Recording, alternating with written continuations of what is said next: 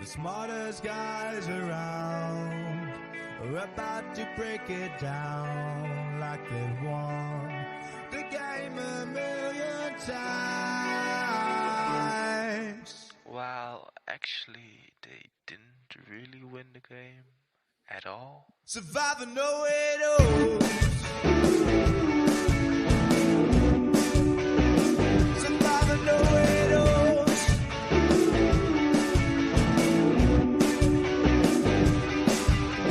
Stephen and Rob without a doubt got the game all figured out. They know it all.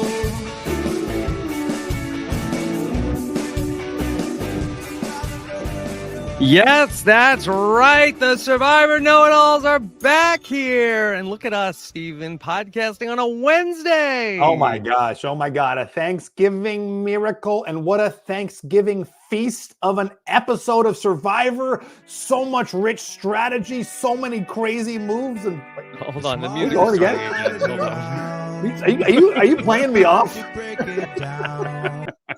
Wow. Did I like, is that the new, We got you. just started? You're going. Yes, go on. You were talking about the Thanksgiving feast that was tonight's Survivor. Yeah. What an episode. So much strategy, so many interesting decisions. No, very straightforward episode. Probably the most straightforward, worst of the season. Not worst of the season. We'll say worst of the season. Still, I think there's some stuff to talk about here. Yeah, that's right. Like the holiday, it's an excuse for us to get together with friends. I would say probably the most straightforward vote of the season, despite everything. And I can't, look, like this will happen. And Yeah. I feel like that this Reba tribe, it might be too good because after everything that the new era of Survivor has thrown at these people, that they're still like, we're just gonna stick together. Yeah, But I and can such do a it. great, like, kind of old schooly way. I mean, this used to happen Mhm. obviously all the time. I mean, certainly, one down the line vote. We used to see, 3, 4, 5 down the line votes where the editors would do their best to eke drama out of a very straightforward conclusion.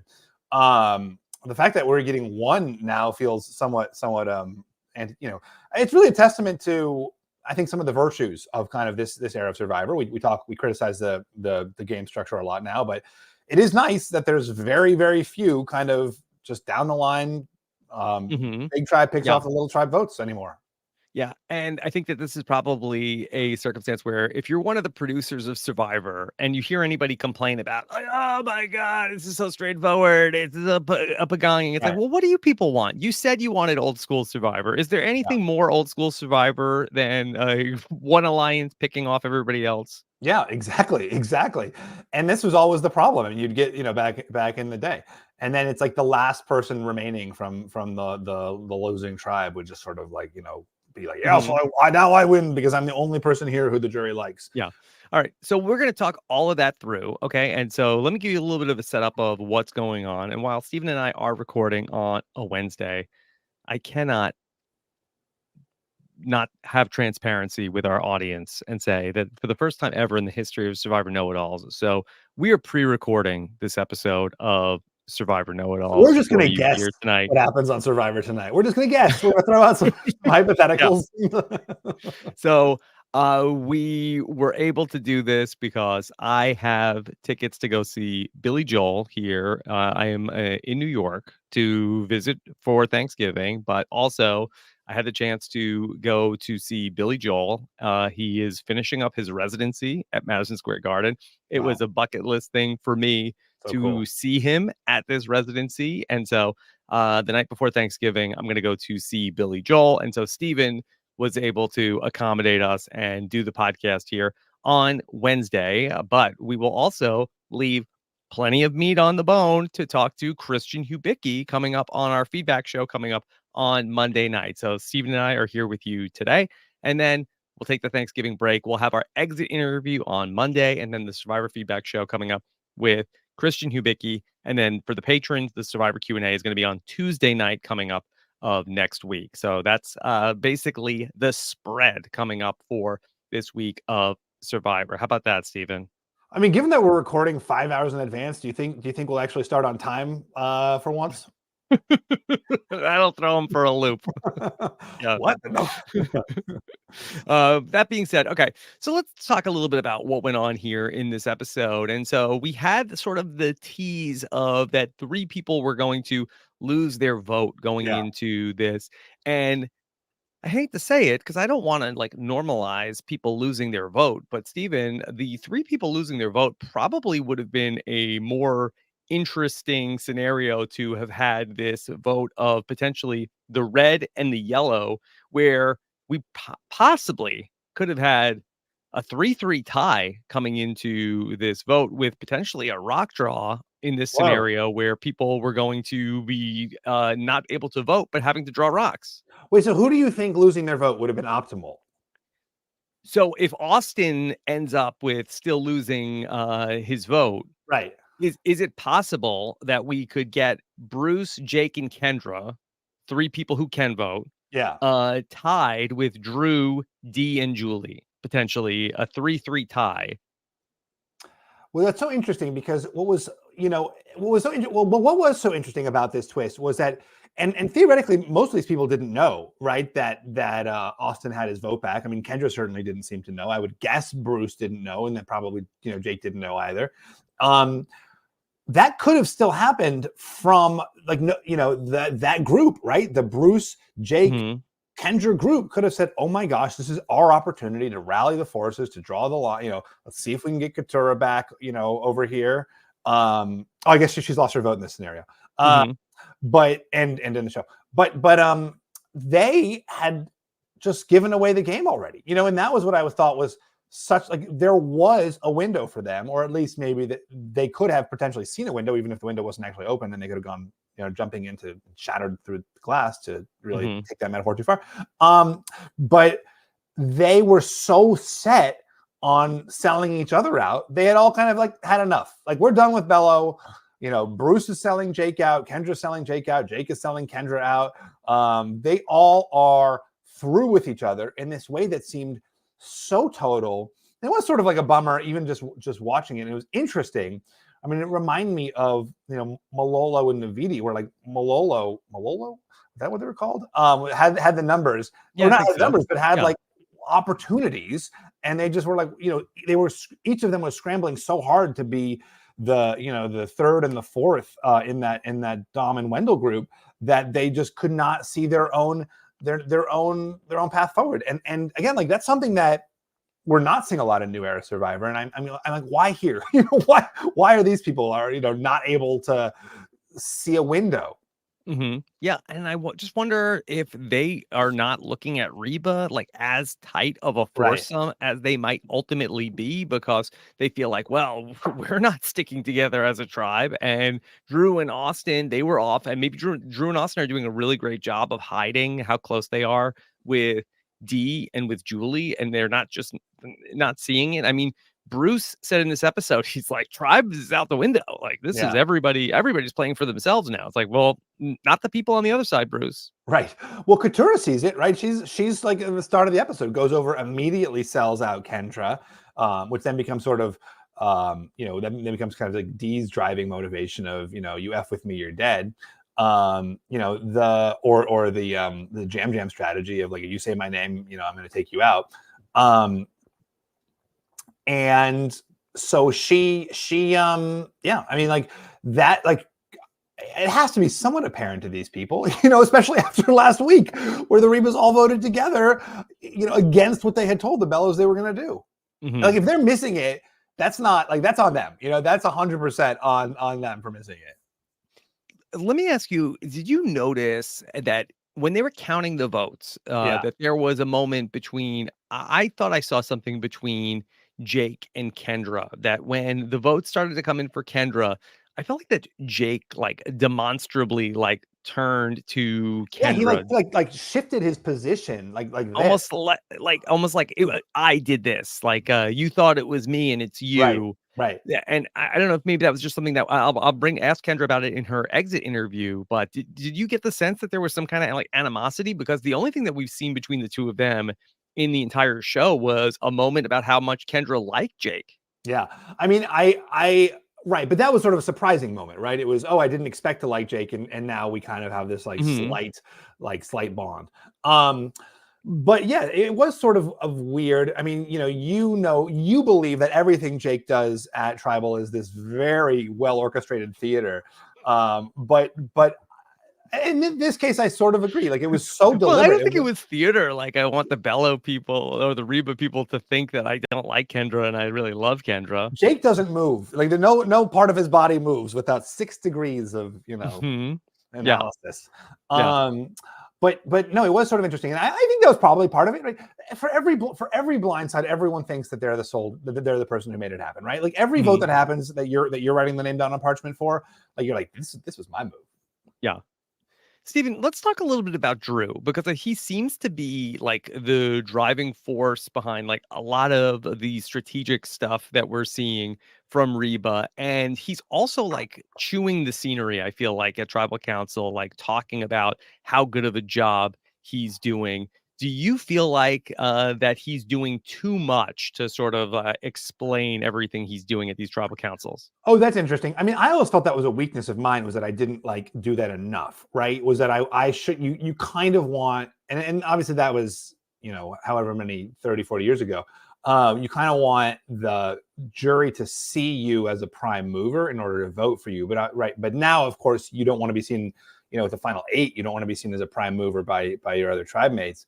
That's interesting. What are you thinking about? Because I don't what did he say that you felt was, I just felt like that, he's like explaining everything that's going on with the people losing their vote, to the point where Kendra is like, oh, I didn't even realize that, people. I like that. But that to me was more just like him, kind of providing that sort of, I think he does a very good job of breaking, in his confessionals and off the cuff at Tribal, of breaking down the sort of strategic situation. And that's sort of how I read that. And I really liked that he was kind of laying out the potential opportunities for confusion at this Tribal.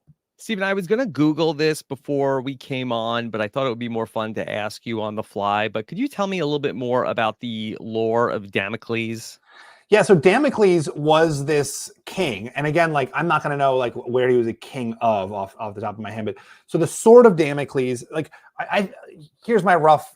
I'm going to be wrong about a lot of the particulars. So basically, the idea is like, Damocles is this great king, and like someone's like, Damocles, you really got it all, man. Like, you are such a good king. You're like wealthy. You got all this delicious food. You got all the latest video game systems. Wish I were you. And he was like, no, because there's this sword over my head, like a metaphorical sword, that's dangling by a thread. Like, I gotta keep those people happy. I gotta keep those people happy. I got taxes. Oh my God, too many taxes, not enough taxes. The archers are mad. The burgers are mad. The hot dogs are mad. Do you have a podcast network? And so the idea is like, you seem successful, but like, you have this risk to you and it's hanging by a thread or maybe a hair. And it's like, if like just the littlest thing happens, that's going to be snipped and it's going to fall on your head.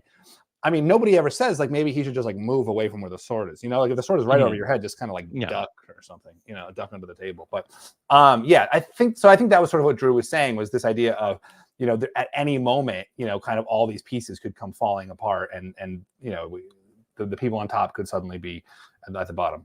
Yeah. I want to talk a little bit about from the perspective of Reba. We saw that Dee was the person who was really pushing Kendra. She gets her way, whereas there were other people in Reba, Julie in particular, I think probably Drew as well, that wanted to take a shot at Jake. Do you think that they made the right decision to go after Kendra? Yeah. So before we say that, I want to say I could have gotten a lot wrong about that sort of Damocles thing. So I think we got the vibe. But no, but I mean, I don't want to know. If I got it wrong, just don't tell me. I prefer to like live happily in my ignorance than be informed otherwise. So yeah, I don't know. I would have. I mean, obviously, if you're D and Kendra's throwing your name around, like D, it's right. It's the right move for D, right? Because Kendra's the one who's really pushing for her.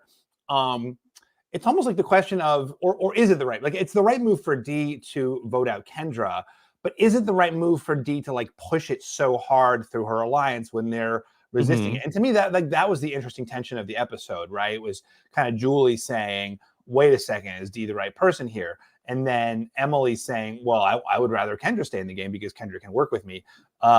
Is it the right choice for Dee to really like go for someone like this? Or do you think she should kind of like let back and be more open to Julie's perspective?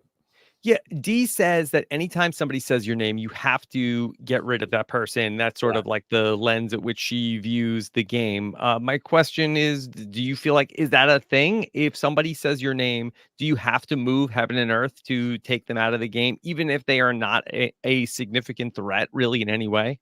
I think so. I mean, especially someone who's consistently throwing her name out. I mean, move heaven and earth is a big benchmark. But if they're consistently throwing your name out, then you need to, they're going to keep doing it. And at some point, someone's going to be like, okay, like let's go for it. And I think you do want to remove the people who are really actively gunning for you in that way. And the reason that Emily does not want Kendra out is because Kendra is good for Emily's game. So Dee doesn't necessarily know that Emily doesn't want that, but you also want to take out the people who are good for others' games and bad for your games. Now, the question goes obviously to the question of like, how much pressure are you willing to exert on your alliance in order to get your will done instead of their will? And I think if you can do it without like super alienating people, it's right. I mean, not only does it remove that person who's consistently throwing your name out, but then it also is like sort of, then if she's there at the final tribal, she's like, I got Kendra and you kept Jake.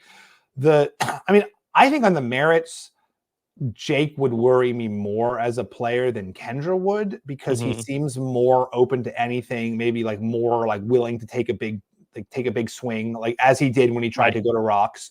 So abstractly, I would be more worried about Jake. But if Jake is if Kendra's the person who's saying my name, I'd be more worried about Kendra. The challenge is there has to be a sweet spot where you make your idea, you get your idea through your alliance, but they don't feel bullied or frustrated by that. Yeah. Kendra to me just seems like a what you see is what you get type of player. And I guess that there is probably more of a threat that Kendra could be the person who you just forget about. And then all of a sudden you look up and she's there at the final 5 and now could potentially be, it's taking up a seat at the final 3.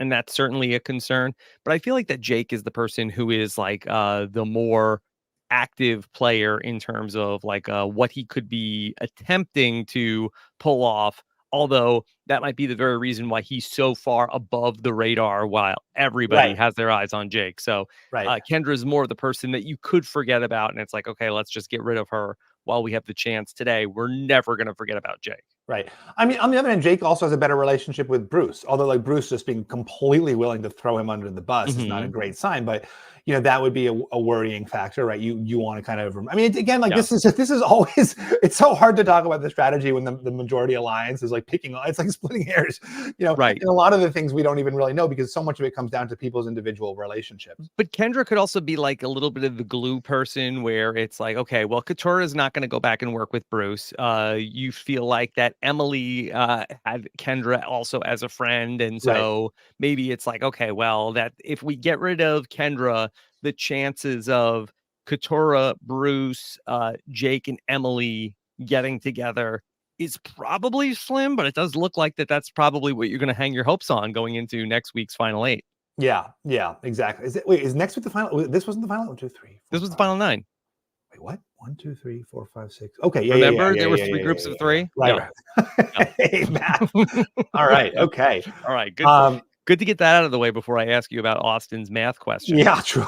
Wait, listen, But I do want to ask you about the handling of Emily by the Reba tribe in this episode, because I do feel like that while this was kind of a pretty straightforward result here tonight, I do think that there are some interesting things that may have been seeds planted in this episode, because we got a couple of different times in different ways from Emily that the Reba tribe may not be doing the best job of stringing Emily along. And she's feeling very much like she is at the bottom of this 5-person alliance. And she didn't have a vote here tonight and seemed to have some regret about not being able to have a say in what happens next.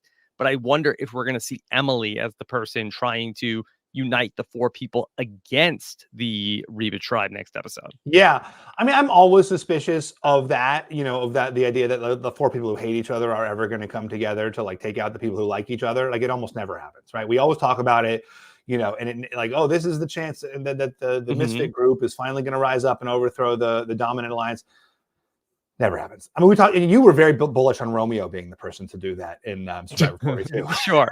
But I do think that there are some possibilities here where Bruce, and it may not even need to be a 4 where that hypothetically, if the most unlikely thing ever could potentially happen, where Emily, the person who called out Bruce way back when, could potentially work with Bruce and tell Bruce where the votes are going. Yeah. There wouldn't be enough votes to potentially do a vote split against them. Or if Emily could be a mole, where it's like, hey, we have 8, Katura's with us. Let's put 3 on Bruce, 3 on Jake. Let's go. And then Emily, I believe this is similar to how Suri ended up going out in Heroes versus Villains, where your buddy JT flipped his vote at an 8-person tribal council where a 3-3-2 idol flush was being planned. Yeah, no, that's right. It could be a big move. If Emily was the one to say like, hey, look, let me tell, like, I don't even know if they would have to play the idol, right? Or I think that you play the idol on one person and then Emily flips her vote, right? Right. Well, it depends, right? Depends what I mean, if they can get 4 together, then they got the numbers. So yeah, it definitely could happen. I do think that you're right that it looks like it probably, there's some.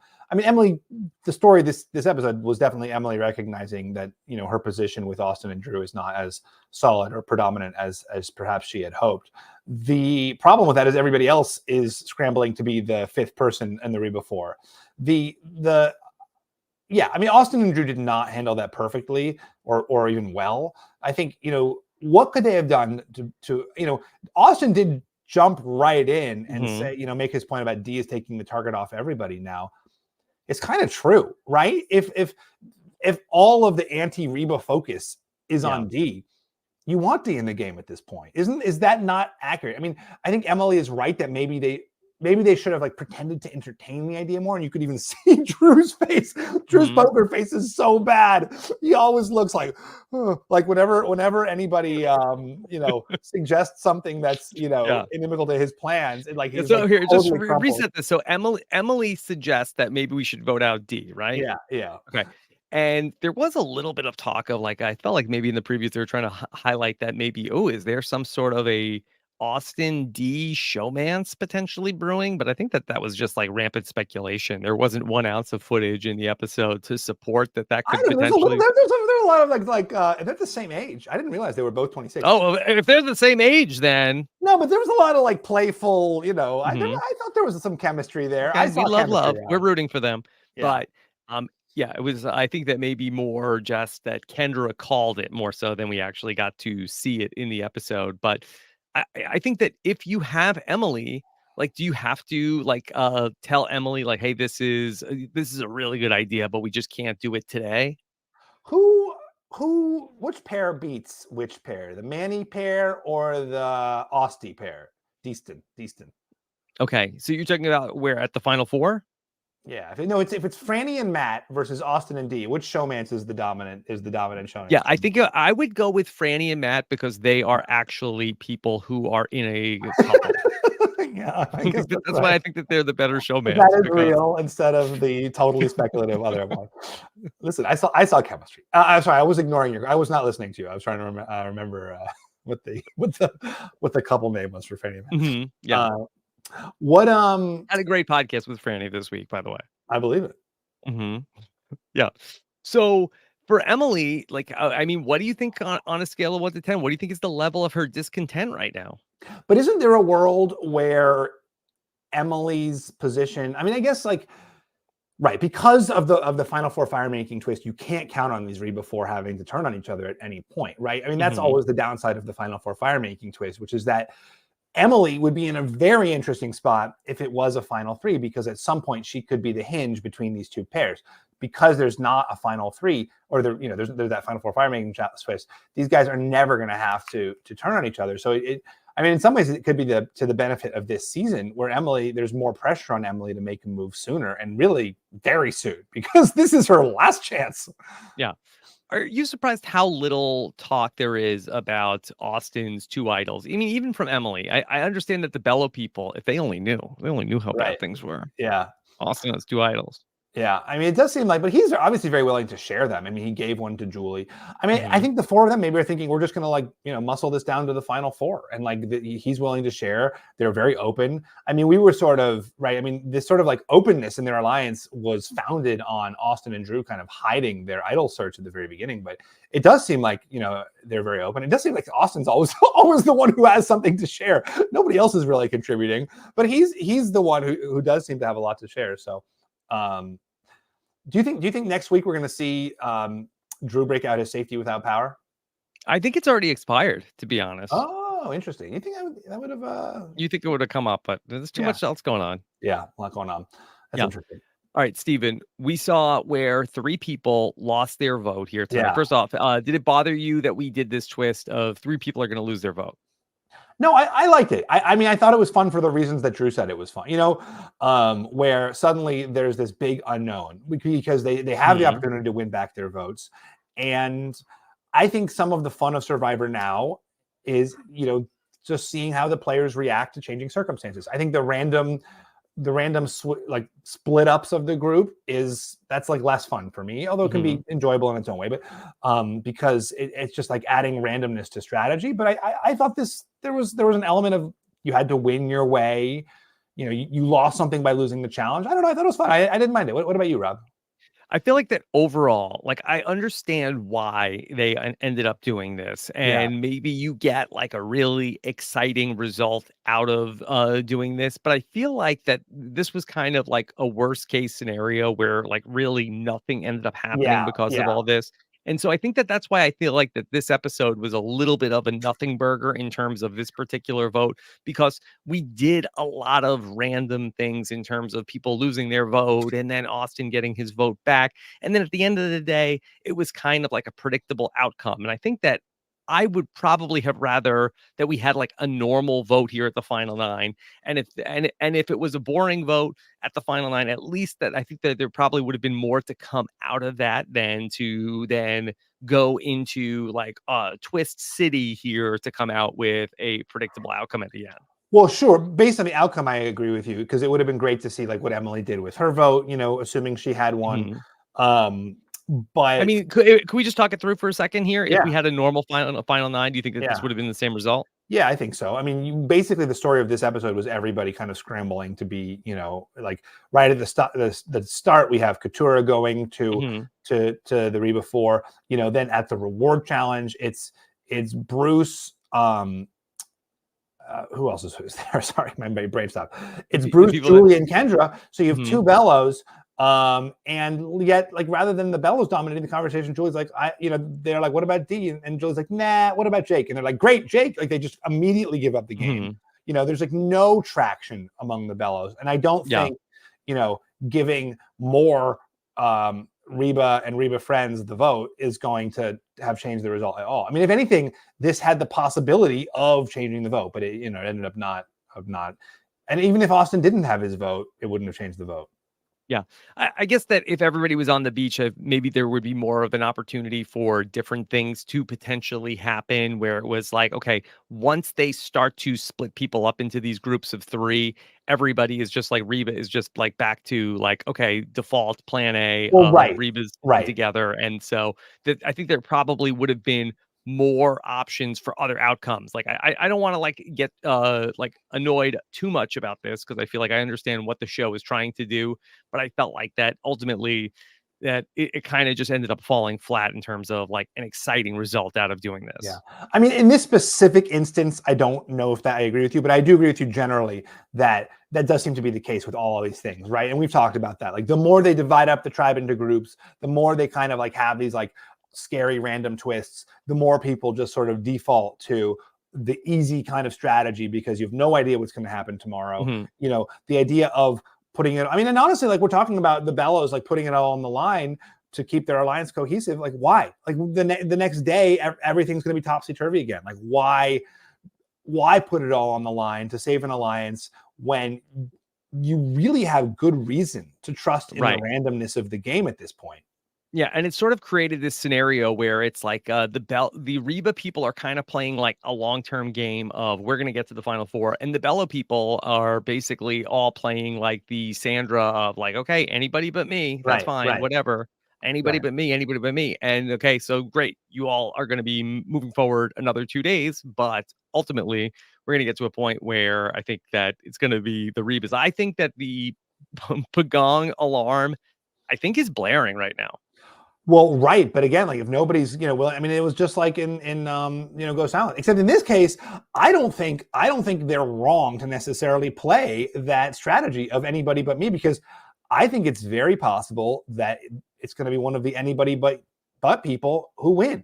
I certainly could see Emily winning this game. I think it's possible. I don't think it's okay. I'm not out on Emily. Wait, let's rank the people that are the anybody but me's. Okay, so I think Emily is a very strong possibility. Who's number 2? I mean, Jake. I guess it's Jake, right?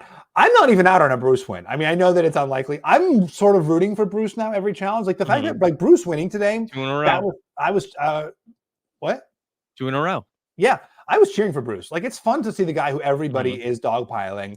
And it was a really moving episode for Bruce. I mean, we should talk about that too. Just like it was sort of like lovely to see him kind of take this criticism that came secondhand, so who knows if it was even real, although I guess we know that it was real, but and really like let it resonate with him and think about what it meant. And but did he? I felt like that Drew was saying that Bruce isn't taking this criticism. It's like that I felt like that Drew, who seems to really like, I'm sure he like thinks he's a great guy in person, but that we've seen Drew continuously like pile on Bruce in the confessionals, and he's like, Bruce, that there's 2 different ways. His world shattered and he can remain in denial about his game and take his ball and go home, or he can try to come up with a new plan. And he was like, I thought like really poo-pooing how Bruce is handling things. Yeah, but then we see Bruce in confessional talking about, how he needs to talk to his daughter about this and how he wants to be a better father to her potentially, how he doesn't want to have her suffer the same challenges that he faced, and we got a glimpse into those challenges. I mean, I don't know if my interpretation of that was a little bit of like Bruce saying like, all right, well, I'm going to get a second opinion. I'm going to ask my family says that that's how I am, then I'm going to change, but I'm not going to just take these people's word for it. It's probably sensible. I wouldn't take the crazies on Survivor's word for anything. Or podcasters. Yeah. I don't know if I'm going to give like, 23-year-old Drew, looking down his nose at Bruce's like life challenges, the definitive, stamp of truth for that one. And these things refract themselves in different ways. Yeah. All right. Well, then you brought up Bruce. Let's talk a little bit about Bruce, because now Bruce, who was the person who was at the bottom and certainly like would have caught votes last week, it's unclear if he was still going to be the target going into this week. Now, with Bruce winning 2 immunities back to back, do you feel like has Bruce gotten the target off of him by not being on the chopping block for 2 episodes in a row? I mean, I think that's like, oh, go ahead. Has he manifested into that actually Bruce is a threat now? It's funny. This could go either way. I mean, there's a world where like, Bruce is immune enough that sort of the Rebas have to at some point start thinking about who are we, or some like Bruce lasts long enough in the game to see the structures of the game kind of like denature, and then people turn on each other. That's interesting. Can I just talk this through here for a second? Like a Bruce win, which I have not really explored mentally. Would this be the greatest season of Survivor of all time? I mean, how fun would that be? That would be Bruce such a great narrative. Is down and out. Everybody forgot about him. Yeah. Like Dad is so annoying, and he's overbearing, and he's everywhere. We got to get rid of him. And then somehow, like the Reba people forget about Bruce with his idol. Yeah, amazing. Yeah, I mean, the only thing is like when Bruce walked in with the immunity necklace and you saw like Kelly's face, like that's not a jury that's predisposed to voting for Bruce, I think. No. I mean, I don't know who would lose to Bruce at this point. I don't know anybody, but we talked about it last week. Look, if there's like if he goes on a run, who knows? Mm-hmm. Yeah. And if the jury is feeling like some type of way about the Reba people and how they don't like how they ultimately handled their business, you could Yeah. see where there's an opportunity, especially if there's two Reba people sitting there with Right. Bruce, where they're splitting votes. Yeah. You get like Drew and, Julie and Bruce, and, you can see Mm-hmm. it. Yeah. Mm-hmm. Yeah. Is there a rivalry now between Bruce and Julie? Yeah. The challenge beasts of the season. Yeah, back and forth. Yeah. Yeah. Yeah. All right. I want to go back to on the opportunity for Austin to potentially get his vote back. Okay. First off, did you like the fact that the three people that lost their vote had an opportunity to win their vote back, Stephen? Yeah, I loved it. Again, like the randomness of them losing their vote was somewhat counterbalanced. I thought it was an enjoyable segment. I thought it was fun, just like to watch. And then B, like the most fun part is, and it didn't really manifest in the episode, unfortunately, to your point, but like the potential for misdirection of people feigning. Now, I actually want to ask you a question. Was it, one thing that they said, like right when this thing happened, was, oh no, if I'm losing my vote, I'm going to be a potential target. Like, and it does make sense that you would be likelier to target someone who does not have a vote, right? Because they're perceived to not have power and because they can't vote for you in exchange. Do you think it was a mistake for Austin to lie about not having a vote? Yeah, I think this is so interesting. The question I had written down to ask you as I was watching the episode was that should the players who lost their vote have lied and said that they did have their vote? But it is something that's counterintuitive, I think, about the new era, in that the history of people that have lost their vote, rarely have they been the target of the group for Right. whatever reason. So I don't know if it like maybe is if you have your vote, should you say that you lost it like Austin did? Because Because then you're not then a threat. you're considered to be like less of a threat. Oh, well, we don't have to go. He doesn't even have a vote. Yeah. We can get rid of him anytime. He doesn't have a vote. Yeah. That's so interesting. It is interesting. I think, and I could be, I'm sure the chat will let me know. And again, like first fact check Steven's story about the Sword of Damocles before you get to me. But I think that the only person to not have a vote, other than the shot in the dark people, the only person that didn't have a vote and got voted out was going back to in season 41. And I'm so sorry because I love him. Who is the guy, the tall guy who was hiding? Brad. How could you forget Brad? Well, I remember that he got voted out and he didn't have a vote. Yeah. Sorry, Brad. We love Brad, but Yeah. I think that almost everybody else who I think didn't have a vote, I think they've always stayed. Yeah, that is interesting because it is somewhat counterintuitive, right? You would think that there would be a sense of, and this is what they said, like I think Emily said, that's like it's like a the weak, your chance to like strike at the injured animal. But survivor players get too smart. They're like, oh, whoa, yeah, why should we go after the weak prey when we can go after somebody like he doesn't have a vote? We'll go after somebody strong. Yeah. Go after Kendra. She just was in the immunity challenge. Yeah, exactly. I don't think you should lie about it because then what happens when, if the vote starts to depend on your vote, and then you've just like been proven to lie about it, then suddenly people trust you less. People are mad at you. There's really, is there blowback on Austin this week? Oh, I'm saying there's no, you should not lie if you've lost your vote. You should not then lie and say, oh, I have my vote. There's some slight upside to lying and saying you've continued to lost your vote. Obviously now, now that you've cited statistics at me, I know that it will make you less of a target. It also, it just like allows for some surprise. Stephen, do you think that when it comes out, like, hey, how come there were? Because I guess what did we see? Did we see? I guess votes, I think for Kendra, 4 votes, which I think that they can deduce would have been enough. And so now, are they going to potentially deduce who got that, and that could they potentially try to throw that onto Emily, who, as a financial analyst, I think that many. But I don't know, who are they doing this for? To trick Bruce, to trick Jake? And there's always a sense of like, who knows? You know, like maybe Jeff wanted to read an extra vote that day. You know, like you never really know when you're in the moment. You're like, yeah, I guess, but You like think you know. maybe, Yeah. But with this math problem, Stephen, famously, yeah, your individual immunity win in right, Survivor Token Machines got it. came Yeah. on at least something that was somewhat similar involving all of the Well, the order of memorization operations. challenge, yeah. Were you able, did you pause your show tonight to solve the problem? Well, they flashed the answer too fast. I mean, so I was Oh, disappointed. Like, and they immediately flashed the answer, like in like the second like shot. So, I mean, you should know, right? Obviously, it's like 98 minus or 90, yeah, 98 minus 76. Like that's in order to get the numbers down low enough. Like that's straightforward. So you know that it's just a question of like what low numbers you're breaking. I don't know how fast if I I would didn't have even gotten catch them. that they showed the answer. Yeah, like immediately. Mhm. I don't know if I would have gotten or how fast I would have gotten like which of the low numbers you are dividing up how, right? I think it was like the 3 that was a singleton in this case. I mean, I don't know. Haven't thought. You know, I know a guy who actually would have a lot to say on this subject. Christian would have a lot to say. Oh, okay. We'll talk to him on Monday about this. Yeah. Do you think that there's going to be any fallout for Emily after Austin lies to her about having a vote here?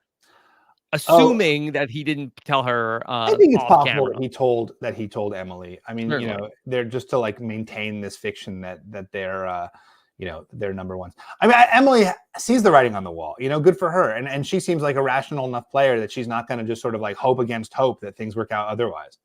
Mm-hmm. Okay. Stephen, do you think that Jake is trying to make whoa a thing? I thought that too when he did the whoa this time, but it seemed very organic. You know, it didn't seem like it seemed like a real like maybe that's just that's already his thing. You know, and we're just getting a glimpse of it now. Yeah.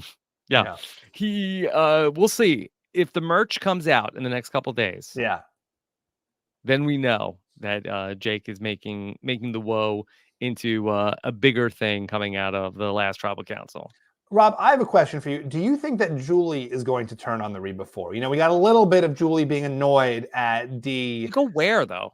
What will she do? She could join Emily and Katura and Bruce. Jake?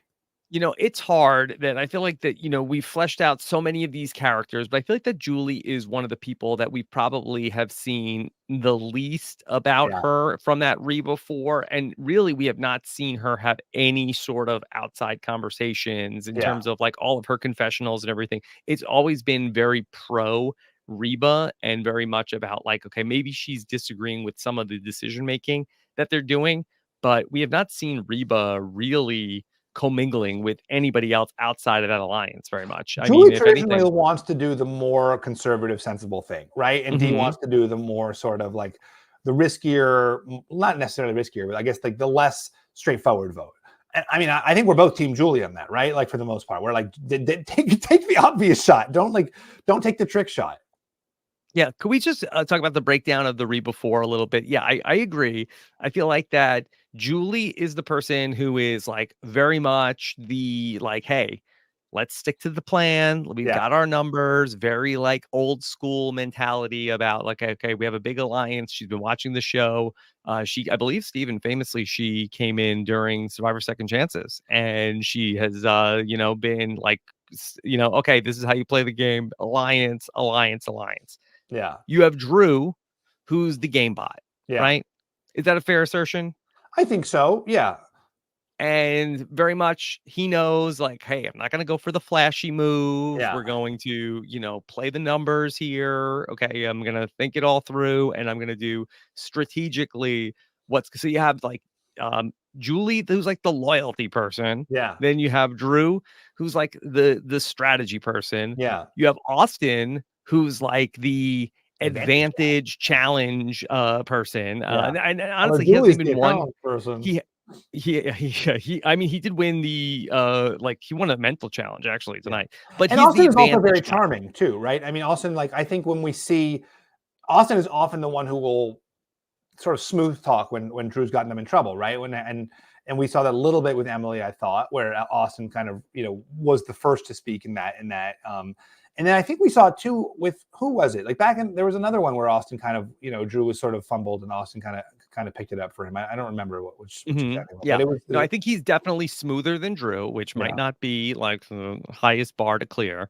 And D And is the so leader. D is like the team yeah, captain, and right? D I feel like is sort of like the like charismatic leader that they are like in working with, that she's able to also win the challenges. I think that she has like some Parvati vibes. I think that also she is the person who, like, if you cross her, I think that there is also hell to pay. So in terms of like a makeup, Yeah. like it's a pretty good group. Right. So give me the Avengers breakdown. D is Captain America. Drew is Drew Iron Man, or is Drew the Steven, you Hulk? think I know the No, Drew has to be the MCU? Incredible Hulk because, on the one hand, he's, mild-mannered inventor Drew, and on the other hand, he's Basile. Are we still doing that? I'm doing it. Yeah. I mean, I don't know the MCU well enough to be able to Yeah. do the corollary, but I think that Austin is Iron Man because he's got all the neat gadgets and things. Mhm. He's the charming, roguish Yeah. Iron Man. I think we got it. I think we got it. We haven't done Julie though. Who's Julie in the Avengers? Yeah. Hawkeye? But in terms of like an alliance, like is Yeah. that something that is like part of a successful alliance, of that you need like a different variety of skill sets? I think it does help. But there's so much of it is just circumstantial as well as like personality based. I think it helps because the best alliances are able to go outside of their alliance and bring in others, right? And we see that happening a lot. We see the Drew bond with Emily.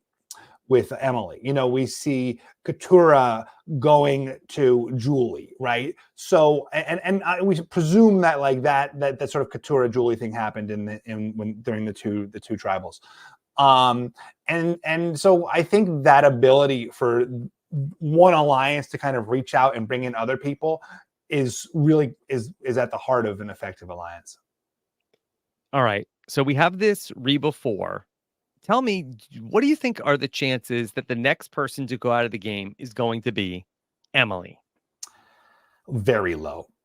Very low. I think low. I don't think they're going to go for her, right? I mean, let me revise just because even asking the question. So you think there's a chance that they see Emily as wishy-washy and they're like, let's just cut our losses. It's like the Christie thing, right? Well, let's get out that person in the middle right now. Well, I think that Emily may have potentially made a misstep tonight when she went to Drew and Austin and said, hey, what do you think about getting D out of the game? Now, she basically put her life into Drew and Austin's hands, where if one of those two guys happens to mention in passing to D or Julie that, well, Emily did say your name. Yeah. That's it. Like Emily. And it may not be the worst move if you're D to get Emily out of the game next, because you have Katura who's willing to work with Reba. I mean, if Emily is the one person who could potentially take your spot, I wonder, would it even make sense for D to potentially get the jump on Drew and Austin and vote out Emily and maybe use spare parts like Katura or Bruce? Yeah.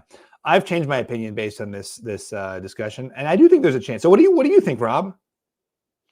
I think it would be a smart move. I wouldn't think that it's one of the more likely scenarios to happen in next week's episode. But I mean, especially if Emily is going to try to like rile people up, which I'm getting the sense that, okay, we saw tonight the first signs that Emily is discontent as being a part of an accessory to the Reba alliance. That I think that that would be a pretty good idea to get rid of Emily if you're Reba. Right. I mean, so especially if you're D and Julie. Do you think the number one likeliest person to go next week? I mean, I think there's still a very good chance Jake just goes, right? I would say that the most likely person to go home next is going to be Jake. Yeah, and then but I think I might say that the second most likely person to go home next is Emily. Yeah, I'm not out on D going home. I don't think it's impossible. I mean, yeah. Well, talk that through for me. So D going home. Well, if there's enough like bad blood towards D, if there's enough sense of this, and I do think we've seen her quite a few times, sort of like pushing her will, and if there's enough of a sense of, D is the most dangerous person here, we have to do something. We're at the final 8. Mm-hmm. We only have a few more votes left, and she's not. But if in that scenario where it happens, where hypothetically it's a vote split or Bruce plays his idol. Would the move be to go after Austin? Do you think that Austin plays his idol automatically if Bruce plays an idol? That's interesting. So flush 2 idols, basically? If you could, if it landed. Yeah. That's very interesting. But do you have to do it without Bruce playing his idol? Does Bruce playing his idol automatically cause Austin to play an idol? I don't think so, because I think my guess is that they will go into next week if Bruce doesn't win immunity, assuming that Bruce is going to play his idol, which would be the correct move for Bruce. Okay. Anything else about this week's episode, Stephen? Yeah, I think Julie would have to be Thor. That's the other key Avenger. She has blonde they both hair have blonde hair, right? Yeah, Right. I can see that. Yeah. I can see she's like that. a titan in the challenge, a god in the challenges. Mhm. Fishy for, I guess, D, for getting her way, getting out her enemy, getting out the person who threw her name in. Yeah. Are you feeling any different about the winner of the season this week? I got no idea. Rob, I got no idea. What do you think? I feel like it's still between D and Drew, and I feel like that this week we You don't think didn't Emily? get. I would be surprised if it's Emily. Yeah, it would be a great story. I did feel like that we got the story of not getting your vote from Emily's perspective. Yeah, a lot of it. I mean, what a story that Emily has had, regardless of what happens, and playing so well right now, I think. I would say that her eyes are open. I would not necessarily say that that she did anything this week where I was like, oh my God, Right. Emily is playing such a great game. Right. Well, I mean, she lost her vote. There wasn't really an opportunity to put her finger on She the lost her scale. vote, but I think that the conversation that she trying to get Drew and Austin to potentially vote against D in this round, I think that could be potentially like a game-ending mistake for her. Yeah, but she has to take that shot at some point. And this actually, in some ways, is a good one because A, you're getting down the numbers, like you're not, and B, with all these missing votes. I disagree. I feel like that if it's going to work out for Emily, that shot's going to be at the final 5, final 6. But now, I'm sorry. Keep talking. No, I feel like that if you are Emily and you are planning, your plan is to, snake D and Julie, I feel like that to, push for it at the final 9, I feel like is a bit premature. The only problem is if they say no at the final 5 or 6, you have no options. Right here, you have a little bit of, there's a question of final 8, final 9. They say no. First of all, there's more places to hide, right? More people left to be voted out other than you. And second of all, there's more people you can go to and say, well, it's not too late for us. Yeah. I just wonder if you can kind of have that conversation and sort of get the details of how it's all going to go without actually being the person to say, I think we should vote out D. Potentially. I don't know. I think you got to I don't know. It's a tough one. I mean, you're right. You hope that, everyone's name is coming up, right? I think you have to be able to trust, and also her game is based on Drew and Austin thinking that she's their number one ally as opposed to Julie and D. If they don't, she's screwed anyway by going down that path. So better to know it sooner. Okay. And just to circle back to Kendra, was there anything that she did that you felt like was especially wrong here tonight, or she was just the next? She was pushing very hard for D, but sometimes you have to push hard for someone to get it to happen. So it does seem like but she was open to Jake. Yeah, totally. She wasn't dogmatic. So. Yeah.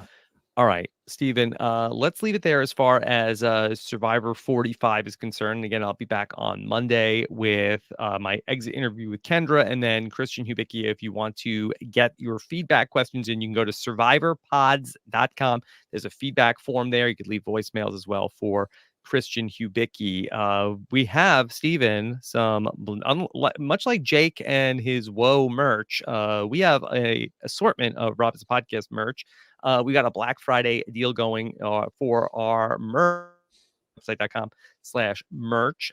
Use the promo code Happy Holidays for 10% off there. And then for our upcoming live show in New Orleans, we've never done this before, but we are having a first time ever Black Friday offer for people who want to come out and visit us in New Orleans on Wednesday night, December 6th. It's going to be a huge show. Probably over 24 survivors are going to be there at least with us in New Orleans for that one. You can go to robisatwebsite.com/events and use the promo code Black Friday for our special discount for the New Orleans live show coming up on December 6th. How about that? That's pretty good, Rob. Never done that before. Let's see how it goes. Rob is at Yeah. website.com/events. All right. And then we will have Sam's telling me no spaces in Black Friday, all one word. How's the grammar on that? Sounds good to me. No grammar in promo codes. One thing we can talk about, P.S. vis-a-vis Jake and Kendra, is that one reason to vote out Kendra today instead of Jake is that you want Kendra to not play her shot in the dark, right? So with Jake left there as the presumed boot, that makes it less likely Kendra will play her shot in the dark. If you vote out Jake now, then next round, Kendra is much likelier to play her shot in the dark. Yeah. Okay. Stephen, well, great job here tonight. Hope you and yours have a wonderful you too, Rob. Thanksgiving. I'm thankful for you and our podcasts and our enduring friendship and relationship. Yeah, I am too. It's so nice. And I am very excited to get the chance to talk to you about this all again next week. So join us as we'll be back on Thursday to talk about what happens at the Final 8. Happy Thanksgiving to everybody who in the U.S. and take care, everybody. Have a good one. Bye. Bye-bye.